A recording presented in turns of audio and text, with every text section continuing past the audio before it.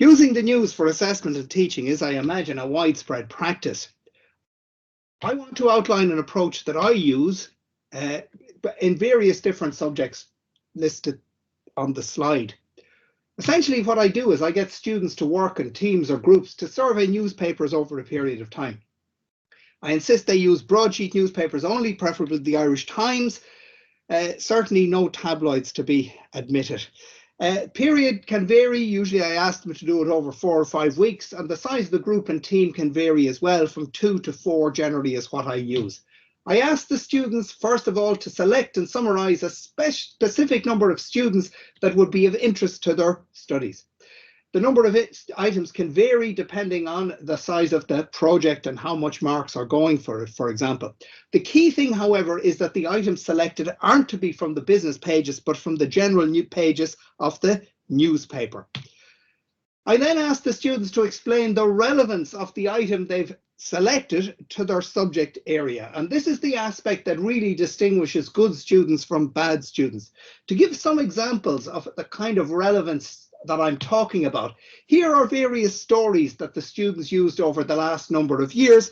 And from these stories, they were able to draw relevance in terms of illustrating the difficulty in measuring cost of an object, the use of cost in decision making, including in public policy decision making, how cost numbers can influence decision making in lots of different spheres, and how cost numbers and cost information can be used in a political way for bargaining within organizations and in politics itself. Here's one that was particularly good story about coffee drinking in 2019. And again, the students were able to draw lots of issues from this one about whether costs are direct or indirect, the whole problem of cost allocation, whether product cost has any meaning and truth, and how cost can be used for price increase justifications.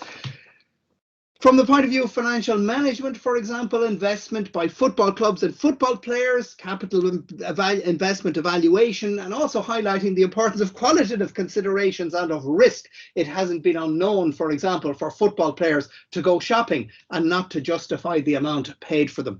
Lots of stories about the stock exchange in the period 2011 to 2014. This was particularly interesting as there was an awful lot of stories about bonds and bond markets on the front pages of the newspaper. Changes in the environment and how they can impact on companies' performance and prospects. For example, Brexit, its impact, for example, on stock management, its impact on logistics, its impact on liquidity, all of interest to students. When it comes to the ethics and governance subjects, there's a huge choice there in the newspapers every day, unfortunately, and the requirements there for the students can be more specific. For example, I would often ask them to use ethical theories to evaluate the particular issues in question. Third requirement of the students is to explain how their team worked, the modus operandi of the team, and again, the kind of issues or problems they encountered, if any, and whether they developed any insights about group working. And of course, I also asked the students for an individual comment on the assignment and about team working itself. Was it a pointless exercise? Was it any good? Did they learn anything? Should I repeat it next year? How it could be improved for the next group of students coming along. One really important aspect of the assignment is that I provide students with the general guidance only. I don't give them very much prescriptive guidance. Again, I tell them the items must be referenced, but but not particularly how. The key thing is that somebody reading the document must be able to go back and find the article without too much difficulty. I ask them to think about presentation issues, about how it reads and looks. I ask them to pay attention to things like the cover and headings and layouts and paragraphs and margins and fonts and spacing and using the justify function, but I don't tell them what they have to do in that regard. One thing I do tell them is that I expect that there would be consistency in the writing and presentations. It's a group project, so there's no place for and I don't want to see it, if there's a team of 4, as essentially 4 separate pieces. It has to be one unified team presentation.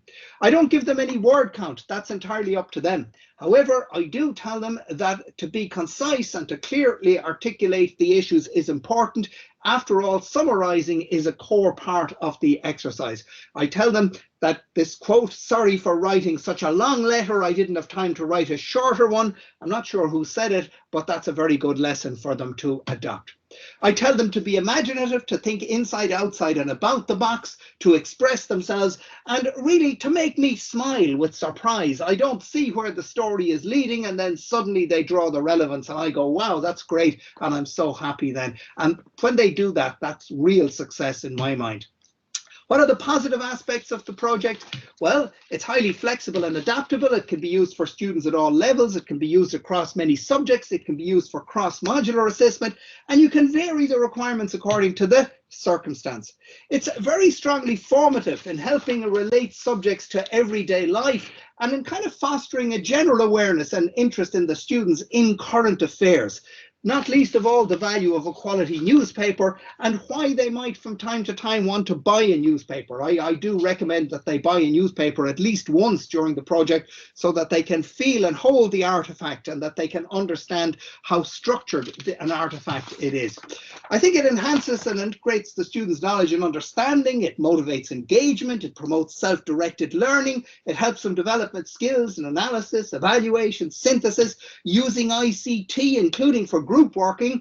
It helps them with team working in general, with writing and with communication. And of course, with exercising judgment in unstructured and unambiguous situations, which is what the stories in the newspapers tend to be. Provides them with an opportunity to get experience of working in various different mixed gender and indeed mixed age groups. And it also helps people, particularly in ethics, to understand the diversity and richness of perspective and opinion that different people have, and to respect and appreciate that. And it seems to have a particular value for visiting foreign students in that they say it helps them to understand a lot more about Ireland than otherwise wouldn't be the case. It gives students experience in putting together a sizable document. Again, generally speaking, I might ask, for example, for 33, 34 stories from a group of 4 over a 4-week period. So the document can be 40 pages, maybe longer in length. It also gives them lots of examples that they can use for assignments in other areas and in other exams. And it's relatively good in that it's not so susceptible to plagiarism and to other breaches of academic integrity. There are aspects of concern, of course, there always are. Again, the extent to which it aligns with intended module learning outcomes, the whole demands of exemptions and how much we can use it, the whole problem of marking and being objective in marking, that's a kind of a challenge. And then the general issues that you have with group and teamwork. However, all of these things can be got over.